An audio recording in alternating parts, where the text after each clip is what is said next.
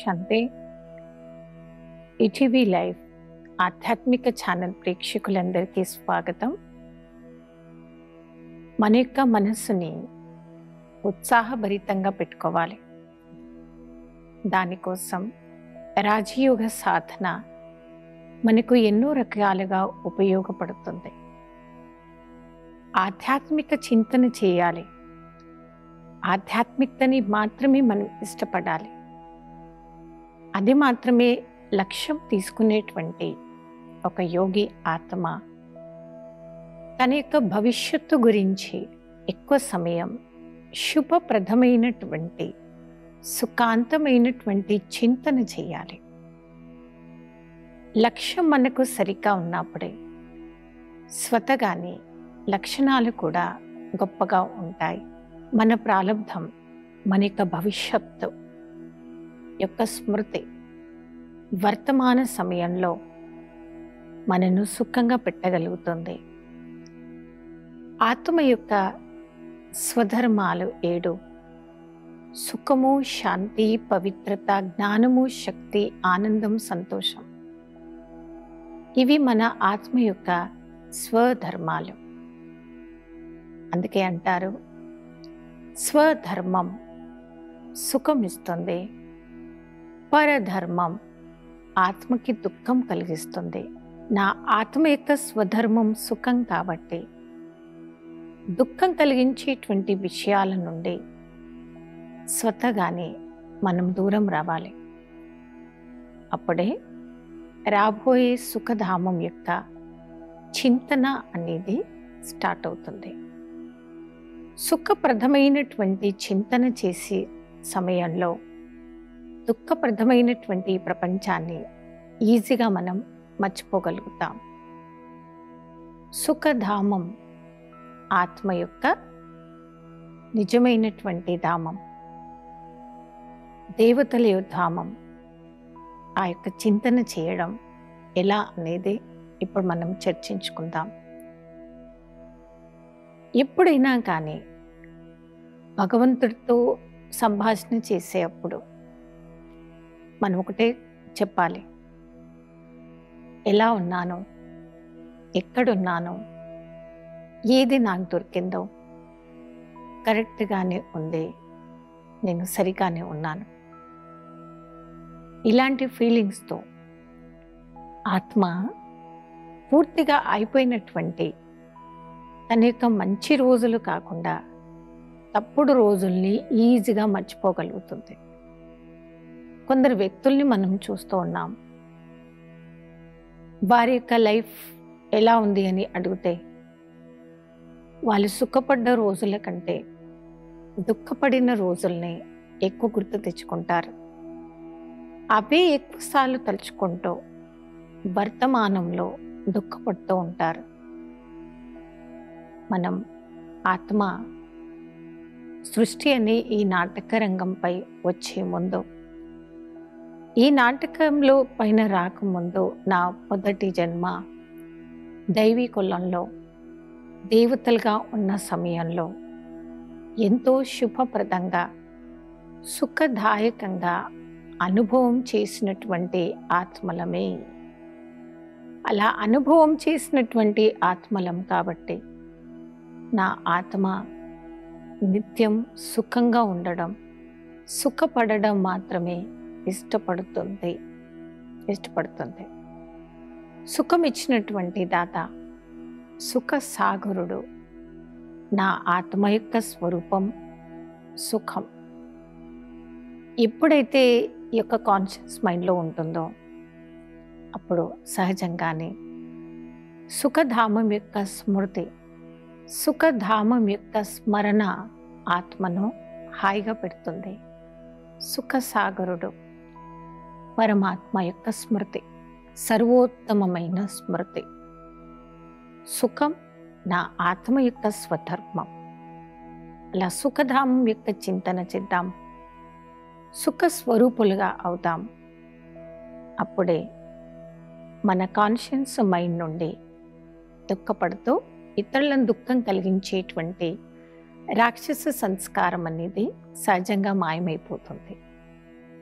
సుఖ స్వరూపము, సుఖధామము, దాన్ని మనం ప్యారడైజ్ అని కూడా అంటాం.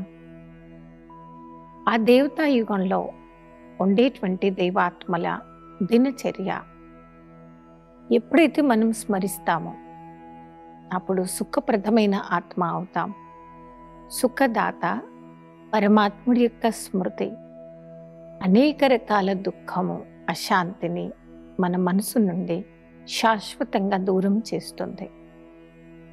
కాబట్టి దుఃఖం కలిగించే వ్యక్తులు కానివ్వండి, ప్రకృతి కానివ్వండి, దాన్ని మనం ఈజీగా మర్చిపోవాలి. కాబట్టి సుఖధామం యొక్క స్మృతి మనం నిత్యం చేస్తూ ఉండాలి. సుఖ స్వరూప ఆత్మ మనం, సుఖధామం పరమాత్మ మనకు తీసుకెళ్లేటువంటి గమ్యం. ఏ యోగి ఆత్మ నిత్యం పరమాత్ముడి యొక్క తోడును నాకు ఉంది, వారి యొక్క చిత్రఛాయ లోపల నేను ఉన్నాను అనేటువంటి స్మృతిలో ఉంటారు, వారి దుఃఖధామాన్ని ఈజీగా మర్చిపోతారు. ఆ సుఖం కలిగించేటువంటి అంశాలని వారు స్మరిస్తూ ఉంటారు.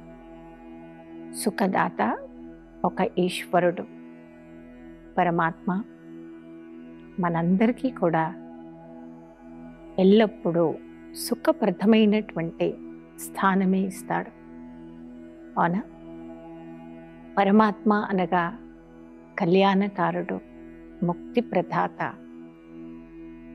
భగవంతుడు ఎప్పుడు కూడా పొరపాటున వారి యొక్క పిల్లలకు దుఃఖం కలిగించేటువంటి విషయాలు ఏది చెప్పడు. ఒక తండ్రి అనగానే మనందరికీ తెలియని ధైర్యం వస్తుంది. అవునా? భగవంతుడు ఎవరు? నా ఆత్మకు నిజమైన తండ్రి. తండ్రి నాకు ఇచ్చేటువంటి గొప్ప స్థానం సుఖధామము. వారి యొక్క నీడలో నేను ఉన్నాను, వారి యొక్క చిత్రఛాయలో నేను ఉన్నాను. కాబట్టి నిత్యం సుఖధామం యొక్క చింతన చేయండి, సుఖ స్వరూపులుగా అవ్వండి. అప్పుడు సహజంగానే మీ అంతర ఆత్మ ధైర్యంగా, ఉత్సాహంగా కనపడుతూ ఉంటుంది. అలా ధైర్యంగా, ఉత్సాహంగా ఉండడమే యొక్క యోగి ఆత్మ యొక్క జీవితం యొక్క లక్ష్యం అవ్వాలి. లక్ష్యాన్ని బట్టి లక్షణాలు వస్తాయి. నా లక్ష్యము, నా యొక్క స్టేట్ ఆఫ్ మైండ్ గొప్పగా ఉన్నప్పుడే మనం ఇవన్నీ చేయగలుగుతాం. సుఖధామం యొక్క చింతనలో ఏ వ్యక్తి అయితే ఉంటారో వారు ఎప్పుడు కూడా ఆత్మాభిమానిగా ఉంటారు. దేహం పైన ఉండేటువంటి అభిమానం స్లోగా వారికి తగ్గిపోతుంది. సోల్ కాన్షియస్నెస్ స్టేజ్లో ఉన్నప్పుడు, పరమాత్మ చింతనలో ఉన్నప్పుడు, సుఖధామం యొక్క చింతన వారు చేస్తూ అలాంటి ఆలోచనలతో ఉంటారు. కాబట్టి భవిష్యత్తు గురించి కూడా భయం అనేది వారికి ఉండదు. సుఖ స్వరూపుడు యొక్క చింతన, సుఖధామం యొక్క చింతనలో ఎక్కువగా ఉన్నప్పుడే మనసులో భయం అనేది పోతుంది. దేవతల యొక్క దినచర్యను గుర్తు తెచ్చుకోండి. దేవత అనగా ఎలా ఉంటారు? ఇచ్చా మాత్రమ విద్య, కోరికలంటే ఏమిటి అనే విద్య లేని వారిగా ఉంటారు. సో ఆధ్యాత్మికత ఈరోజు మనకి ఏం నేర్పిస్తుంది అంటే, సుఖధామ చింతన మాత్రం చేయండి. సుఖ సాగరుడు, సుఖదాత పరమాత్ముడి యొక్క తోడు నాకు ఉంది. ఏ యోగి ఆత్మ నిత్యం పరమాత్ముడి యొక్క తోడు యొక్క అనుభవం చేస్తుందో వారు నిశ్చయ బుద్ధిగా ఉంటారు. ఇది నియమం. నిశ్చయ బుద్ధి విజయంతి, సంశయ బుద్ధి వినశంతి. నిశ్చయంలోనే బలం అనేది ఉంటుంది. ఏ నిశ్చయంలో మన యొక్క కాన్షియస్ మైండ్ ఫిక్స్ అయిపోవాలి. పరమాత్మ యొక్క కృప, శక్తి నిత్యం నాపై ఉంది. వారి నీడలు, వారి చిత్రఛాయలో నేను ఉన్నాను.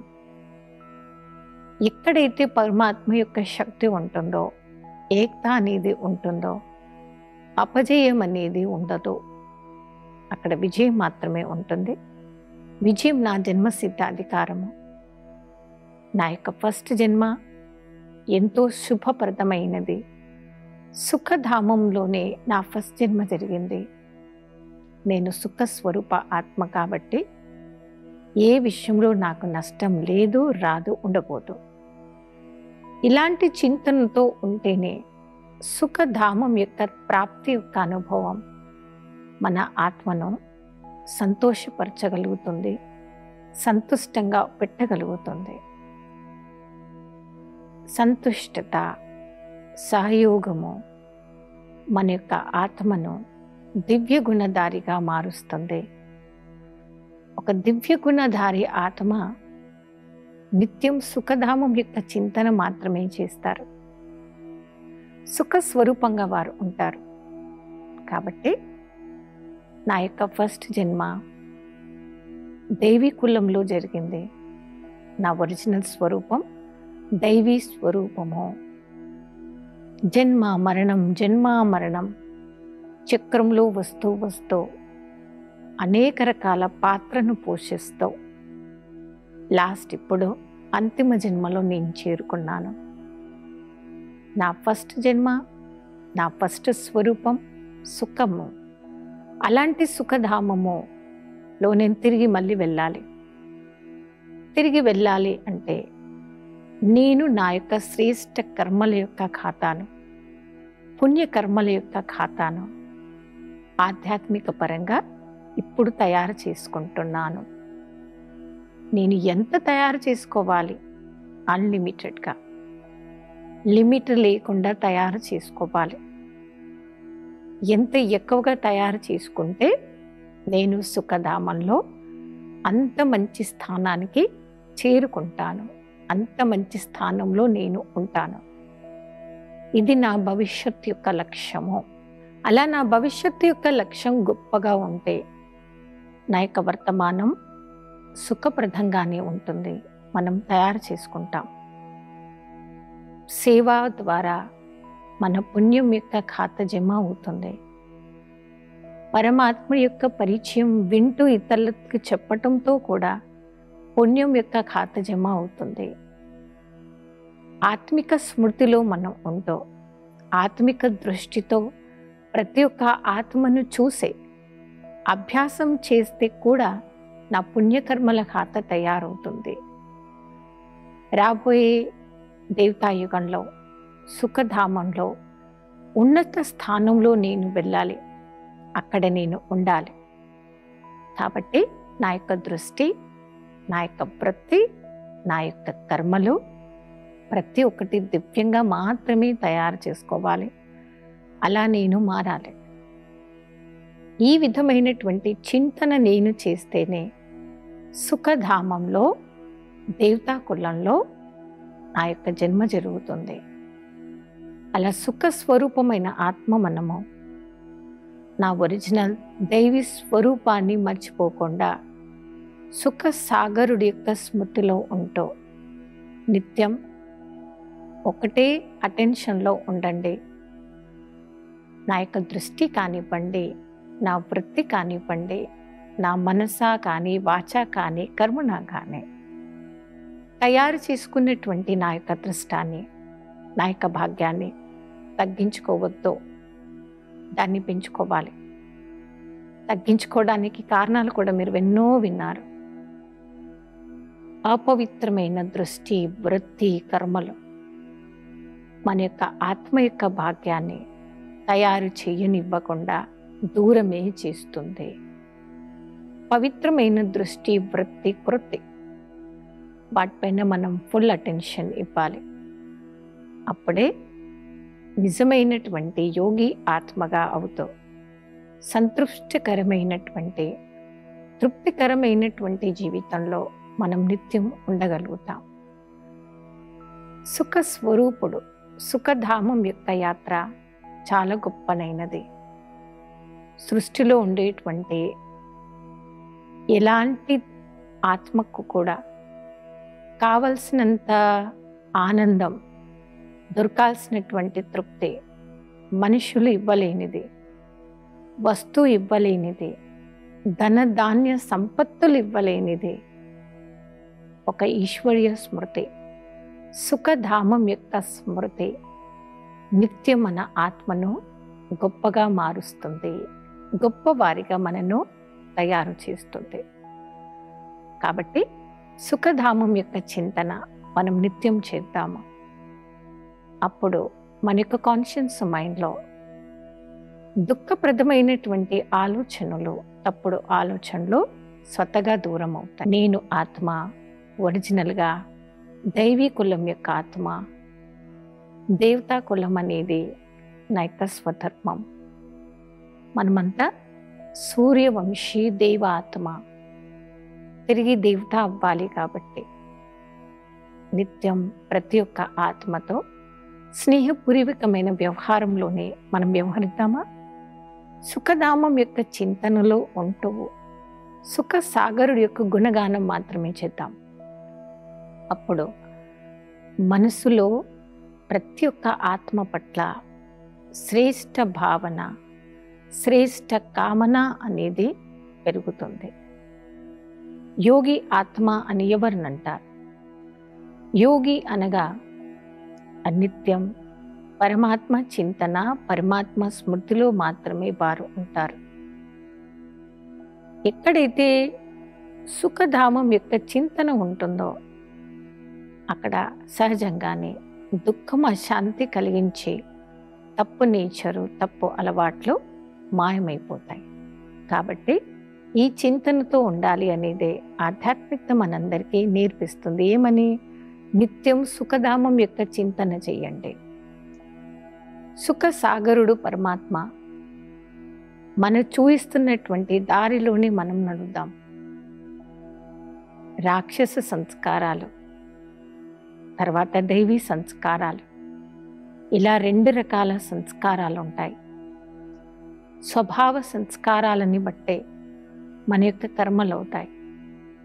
ఎలాంటి కర్మ నేను చేస్తాను అలాంటి ఫలమే నేను పొందుతాను. ఒక గుడ్ ఫ్రూట్, శుభప్రదమైనటువంటి ఫ్రూట్ ప్రతి ఒక్కరికి నచ్చుతుంది కదా. దుఃఖం కలిగించేటువంటి అంశాల నుంచి ఎంత తొందరగా నేను బయటకు వస్తాను అంత ఎక్కువగా సుఖధామం వైపు, సుఖ సంకల్పాల వైపు నా అటెన్షన్ అనేది పెరుగుతుంది. సుఖ సాగరుడు యొక్క స్మృతి ప్రతి ఒక్క ఆత్మను స్ట్రాంగ్గా చేస్తుంది. వారినే అంటారు నిర్భయమైనటువంటి ఆత్మ. స్ట్రాంగ్ అంటే మన ఫిజికల్ బాడీయే కాదండి, మన యొక్క మైండ్, మెంటల్ స్టేటస్ కూడా గట్టిగా ఉండాలి. సంకల్పం ఎప్పుడైతే స్ట్రాంగ్గా ఉంటుందో, దృఢంగా ఉంటుందో అప్పుడు ఖచ్చితంగా మనం దేన్నైనా జయించవచ్చు. ఎక్కువగా ఆత్మను దుఃఖం కలిగించే అంశాలు ఎన్నో ఉంటాయి.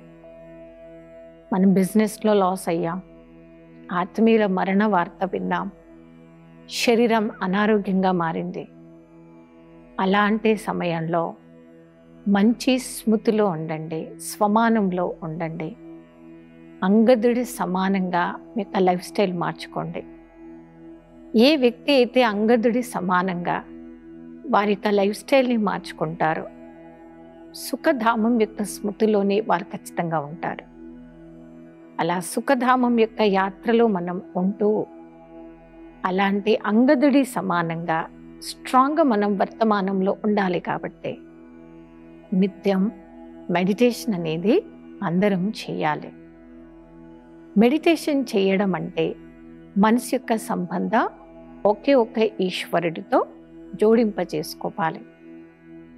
ఏ వ్యక్తి అయితే వారి యొక్క సంబంధాన్ని పరమాత్మతో నిత్యం జోడిస్తారో వాళ్ళు వర్తమానంలో అంత స్ట్రాంగ్గా ఉంటారు. వాళ్ళ యొక్క మైండ్ కూడా అంత గొప్పగా అయిపోతుంది.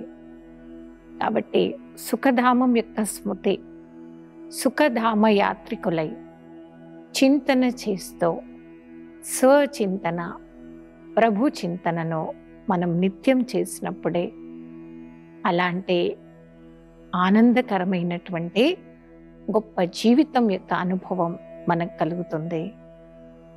పరమాత్మ స్మృతి ద్వారా మాత్రమే అష్టశక్తుల ప్రాప్తిని మనం చెయ్యగలుగుతాం.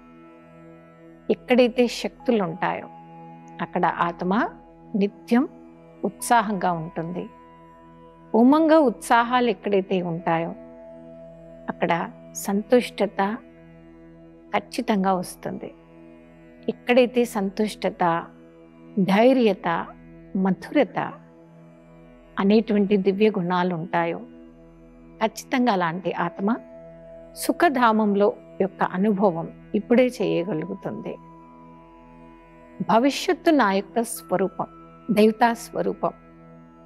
ఆ దేవతల్లో కనపడేటువంటి ఆ యొక్క ఉత్సాహము, నిర్భయత మనం వర్తమాన సమయంలో అనుభవం చెయ్యాలి. కాబట్టి భవిష్యత్తు యొక్క స్మృతిలో ఉంటూ మనం వర్తమానంలో అంత తృప్తికరంగా కనపడతాం. ఈ విధంగా సుఖధామ యాత్ర చేసేటువంటి యాత్రికులుగా మనం తయారవుతాం. ఒక యాత్రికుడికి ఎప్పుడు ఒకటే చింతన ఉంటుంది, దైవ చింతన, శుద్ధికరమైనటువంటి అలవాట్లు, దైవ చింతన, శుభకరమైనటువంటి జీవితంలో జీవిస్తే ఆ సుఖధామం యొక్క యాత్ర చేసేటువంటి యాత్రికులుగా మనం తయారవుతాం. కాబట్టి అలా గొప్ప సుఖధామ యాత్రికులుగా అవుదామా? స్వతగానే దుఃఖధామాన్ని మర్చిపోయి శాంతిధామం, సుఖధామాన్ని నిత్యం స్మరిస్తూ సుఖ సాగరుడైన పరమాత్మ యొక్క గుణగానం చేద్దాము. అప్పుడే రాబోయే ఆ సత్యయుగంలో సుఖధామంలో సుఖప్రదమైనటువంటి జీవితాన్ని అనుభవం చెయ్యాలి కూడా. సో ఈరోజు ఎపిసోడ్లో సుఖధామ యాత్ర గురించి ఎన్నో విషయాలను తెలుసుకున్నాం. దేవతలు జీవించేటువంటి ఆ సుఖధామంలో ఎంతో గొప్పగా టెన్షన్ ఫ్రీగా ఉండేటువంటి వారు. అలాంటి జీవితంని కోరుకుని మనమంతా సుఖ సాగరుడి యొక్క స్మృతిలో ఉంటూ శుభ చింతనని మాత్రమే చేద్దాము. అప్పుడే దుఃఖం కలిగించే సంకల్పాలు, దుఃఖధామాన్ని ఈజీగా మనం మర్చిపోతాం. రాబోయే దేవతాయుగంలో మన యొక్క ఫస్ట్ జన్మలో ఎంత గొప్పగా మనం ఉండేవారిమో వర్తమాన సమయంలో అలాంటి అనుభవం చెయ్యాలంటే ఏం చేయాలో ఎన్నో విషయాల్ని మీరు ఈరోజు తెలుసుకున్నారు. ఇలా సుఖధామ చింతన చేసుకున్నాము ఈరోజు ఎపిసోడ్లో. రాబోయే ఎపిసోడ్లో మరికొన్ని కొత్త విషయాలతో మనం కలుద్దాం. అప్పటి వరకే ఓం శాంతి.